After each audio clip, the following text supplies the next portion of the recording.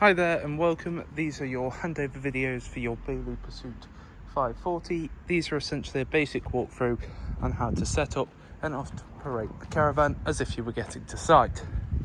Starting off first, you have your black hitch head at the front with black lever. You have to have your black lever pulled up just like so then you can wind down the jockey wheel onto the tow bar. That will in course make that black handle snap down. Push up that red button and expose a green ring. Then you know you're on. You have a breakaway cable at the front. If you have an eye point, it has to be used. If not, wrap it around the tow bar. You have a gas strut handbrake. Now with these, you have to ensure that you do pull it all the way back, because you'll hear that first initial click, but it will click a few more times when going up. So just make sure you do pull it all the way back. And to release, press in the button, push down. And then you have 13-pin electrics, so if you do have 7-pin adaptation, make sure to bring yourself an adapter. Then 2 points either side and 2 points at the back, you have your inserts for your legs. Now the caravan itself comes with a leg winder, or you can get yourself a 19mm drill bit and a power drill just to make it that bit quicker. Do not attempt to jack up or level the caravan using your legs, they're simply used for stabilisation. Now we are using our test equipment today here, so motor mover will be gone over on collection. You have your battery just here. Now the battery itself has 2 terminal points, positive and negative, and they will attach using a 12 or 13mm spanner. Just next to it you have your plug-in for your mains. Mains plugs in nice and easy, and then you have a little bit of a cutout just here where you can feed the mains lead through to lock up the locker. Then at the back we have your toilet function. So first up we have your cassette. This is where all your waste will drop into. To remove this, you press up on the orange handle and pull out towards you. Now this handle does also extend out and up, so essentially it operates similar to a carry-on suitcase. Twist that head to the side, open up that cap, and what you want to do is tilt, and at the same time as tilting, continually press that vent button. Then you can open up that compartment just here, feed in some fresh water, a little bit of a shake, and again tilt and vent. That part's only a recommendation just so it smells a bit nicer. Then on this cap here you have measurements in both imperial and metric. That is for your blue chemical. Blue chemical goes onto that cap, back in, push to the side, push it in so that the orange handle sits behind those white teeth, as then it can't be removed without pressing up the orange handle. Then just here you have your flush tank. So this can hold around 12 litres of water, however I wouldn't recommend putting any more than 10 as you don't want to overfill it. You can also add a little bit of what's called pink chemical, which works as a bleach without being corrosive and ultimately makes it smell a bit nicer. Now you don't want to travel with either of these two full, so just up here put a little black lead to drain out any remaining water inside the flush tank. The caravan itself will be fully drained off before you leave with it. Then on the opposing side, starting off first, you have your gas bottle just here. Now this is a test gas bottle and it's propane. I'd always recommend propane over butane, as essentially it's got a lower freezing point, so it's going to perform slightly better during the winter. You also have an in-date gas hose. As you can see, this is production date 2025, and these black gas hoses run for 5 years. That connects onto that regulator. Now what I would say to do is hand tighten that as much as you can, and then just nip it up using a spanner. You don't want it so there's a ridiculous amount of pressure on it, because there's an O-ring inside the actual hose itself, and you don't want to put too much pressure as it can cause it to crack and break. Once both sides are firmly connected, twist the gas bottle in the positive or open direction. Then just here we have an Aqua full of clean drinking water and your water pump. So to remove your water pump, you just press in on this trigger and pull out.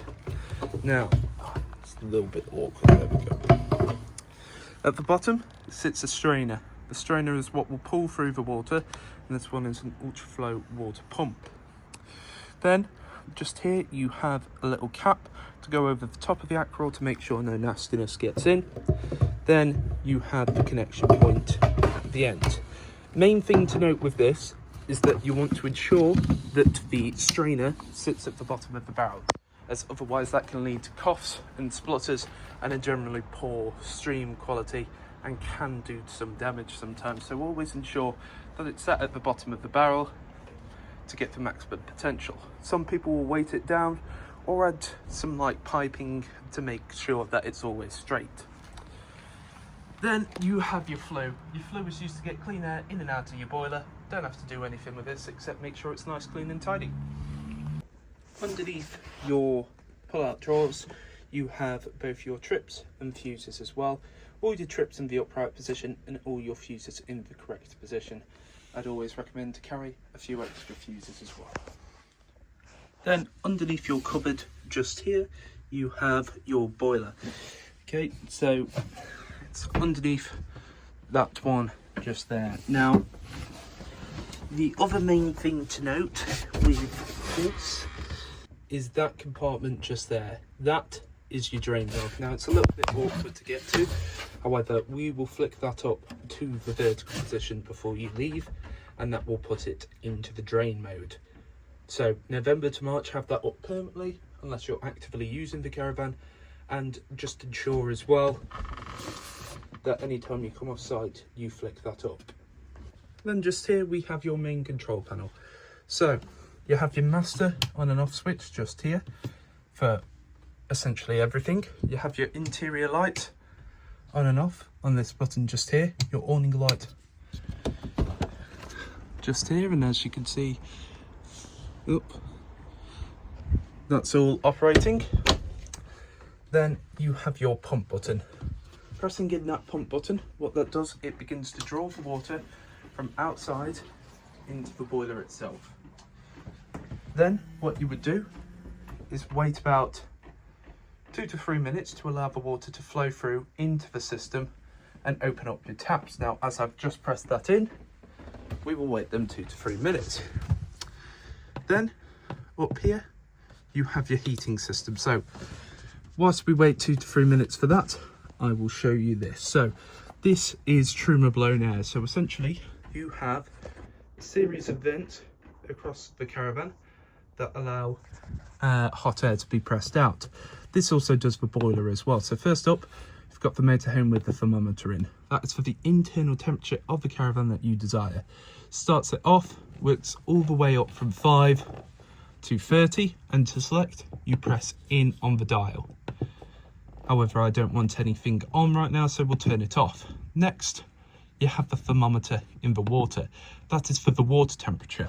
So you can either have that off, 40 degrees, 60 degrees, or boost. So you have the choice of the water getting to 40, 60, or boost. Now, what boost does, it prioritizes the water heat over the heating of the actual caravan for around about 15 minutes or so. Then, once it's got to temperature, it will drop back down to 40. Then you have your energy source. So you can either run on strictly gas, a mixture of gas and 1 and 2 kilowatts, strictly electric with 1 kilowatt, or strictly electric with 2 kilowatts. So you've got the choice of gas, mains, or a mixture of both.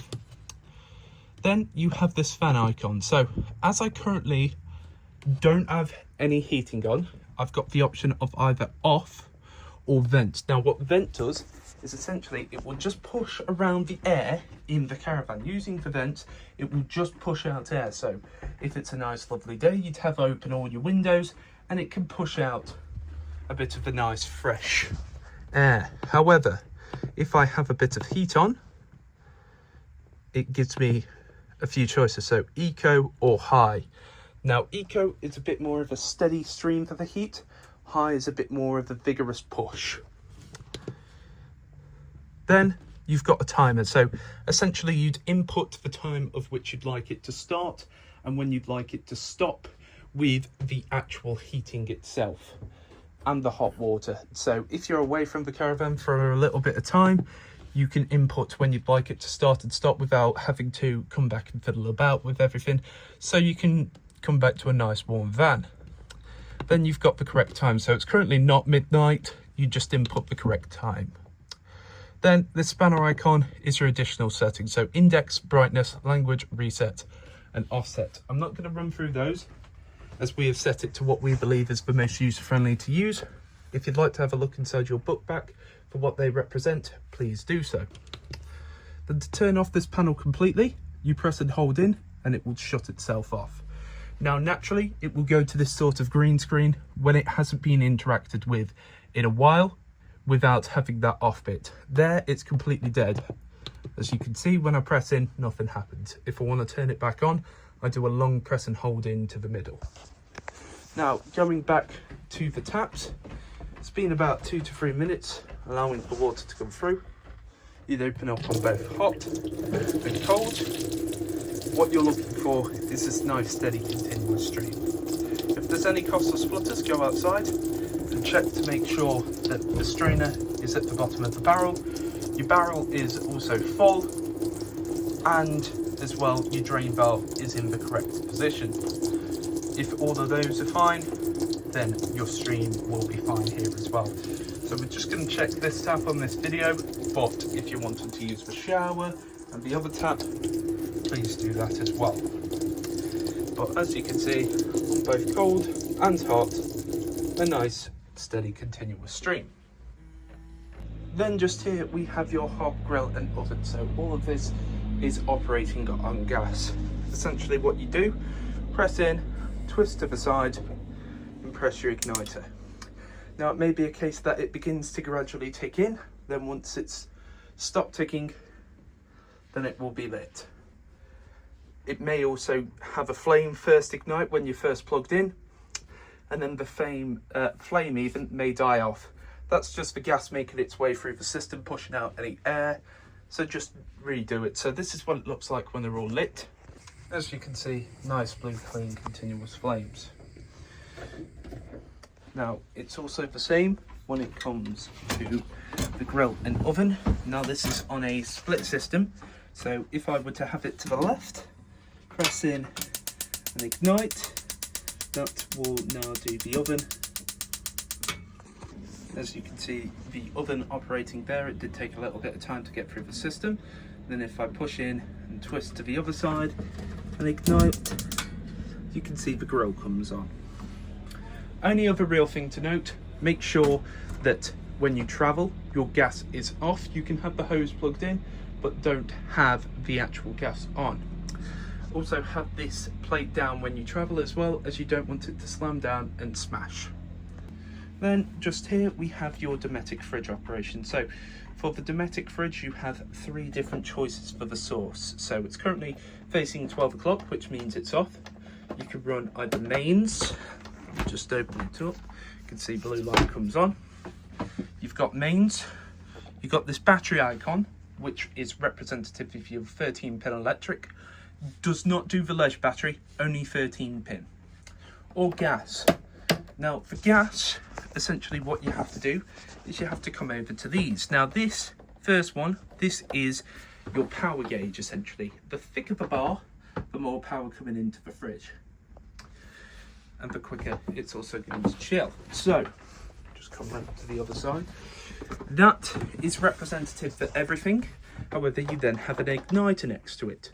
What you have to do is press and hold both of these in, and essentially this orange bar will float over into the green. Once it's nice and firmly into the green, that means it is then lit for the fridge. So you have to press and hold quite hard, and it does take around about 30 seconds to do, but this is what it looks like when it's in. As you can see here, red bar firmly into the green. However, when I switch over to mains now, flicks right back in. So every time you do switch over to gas, you will have to redo that part, as you can see when I flicked over to gas, the bar moves gradually down. Then just here we have your toilet operation. So lift up the lid, press in the button here, and you can hear that motor. That motor is what will push around any water inside the drain system into the tank itself. Then pull this towards you and it will open up the catch to the cassette, push it back away, shuts it up so that you're able to remove it.